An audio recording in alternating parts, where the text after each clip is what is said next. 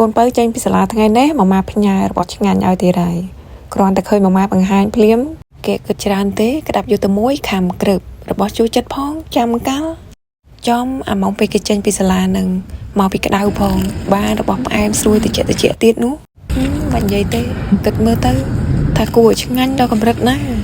ក្តាប់កាន់ញ៉ាំច្រែងទាំងសងខាងចឹងមើលញ៉ាំផងវិភាគផង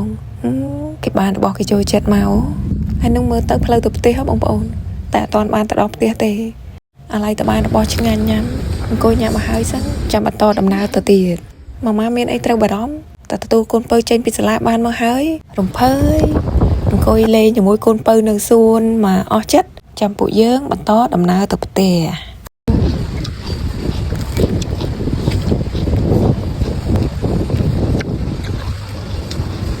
ហើយមើលមាត់គេអង្គុយញ៉ាំមកបងប្អូនណាហើយនឹងតណូមែនទេហ្មងឆ្ងាញ់ដល់កំពូលគេនឹងអូយឆ្ងាញ់ណាស់លោកព្រះថាឲ្យតែម៉ាម៉ាទិញផ្ញើញ៉ាំលឹកណាមិនដែរថាពីខុបថាចាំសិនទេតែឃើញភ្លាមដឹងតែញ៉ាំភ្លាមយ៉ាងហ្មងនៅជប៉ុនចូលខែក្តៅចេះចាំមើលប្រហែលជាបានញ៉ាំញឹកដោយសារតែគេអាសាយកមកលក់ច្រើនអញ្ចឹងហើយយើងចង់ញ៉ាំចាំកាល់នឹងហើយបន្ទាប់ពីយើងញ៉ាំរួចហើយអីហើយតាមផ្លូវទៅផ្ទះយើងមកមើលដើមខ្ទឹមពីមុនផ្កាអត់ទាន់ចេញគ្រាប់ទេណាឥឡូវគ្រាប់វាគឺទុំបដាហើយនេះគាត់ដឹងថាគ្រាប់វាបើទុំមិនដឹងជាយើងដាំដោះអត់ហើយមើលពីខុបប្រឹងដកមកដាច់នឹងអត់មានដោយមើលអីទេចុះបើវានៅជាប់ក្លៀតស៊ីម៉ងហើយមើលមកជួរនឹងទៅនេះខ្ញុំធ្លាប់បង្ហាញហើយសតតែខ្ទឹមនឹងឯងតែពីមុនអត់ទាន់ឃើញមានផ្កាហើយផ្លែវាចេញគ្រាប់ទុំអញ្ចឹងណានេះផ្លែមកគ្រាប់វាមកគ្រាប់អញ្ចឹងហើយចង់ដឹងញិចទៅក្លិនឈ្ងុយដូចមើលវាអញ្ចឹងឯងនោះដល់ពេលឃើញគ្រាប់វាអញ្ចឹងបែកគំនិតចង់យកទៅព្រោះដាំទៀតហើយថានិយាយពីចូលចិត្តណាបងប្អូនហើយរឿងដាំដោះនឹងគ្រាន់តែថាយើងរស់នៅទីប្រជុំជនអត់មានដីដាំបើចង់ដាំតដាក់ផើងដាក់កេះអីចឹងទៅជាដាំដោះអីទៅឲ្យទៅបានយកទៅដាំហើយនេះអាមកគុំនេះឯងកាលវានៅខ្ចី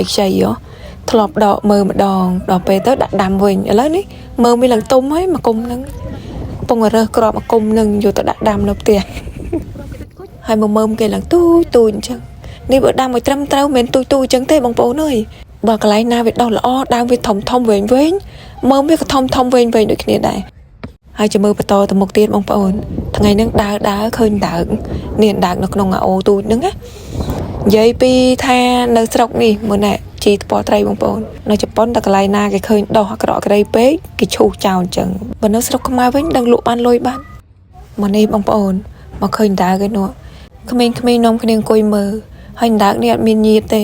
ចង់ថាអត់មានម្ចាស់អត់មានអ្នកចិញ្ចឹមអញ្ចឹងណាវាចេះតែវាមកពីណាពីណីអត់ដឹងពេលគេឃើញគេចេះតែនាំគ្នាអង្គុយមើលហើយក៏គេទៅគ្មានអ្នកណាគេចាប់យកទៅណាទេនេះអូហ្នឹងសបោឃើញដើកណាបងប្អូនអាសាឃើញដើកមែនតើវាតាមស៊ីចំណីនៅក្នុងអូហ្នឹងវាមានកូនកពឹសកូនត្រីអញ្ចឹងណាហើយកូនខ្ចៅកូនខ្ចងអីចឹងមិនដឹងជាថាចំណីវាស៊ីអញ្ចឹងអត់ដឹងដែរបន្លែតាមអូក្នុងភូមិគេហ្នឹងសត្វក៏មានផ្លែឈើក៏មាននេះអានេះផ្លែម៉ូនណាឥឡូវកំពុងទុំបដានេះពីខូបឃើញទាចង់បេះចូលគេធ្លាប់ញ៉ាំតែម៉ាម៉ាថាមិនបេះទេកូនមនុស្សច្រើនណាស់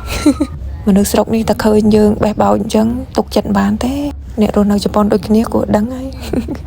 ចាហើយវីដេអូនេះក៏មានតែប៉ុណ្្នឹងទេបាយជម្រាបលា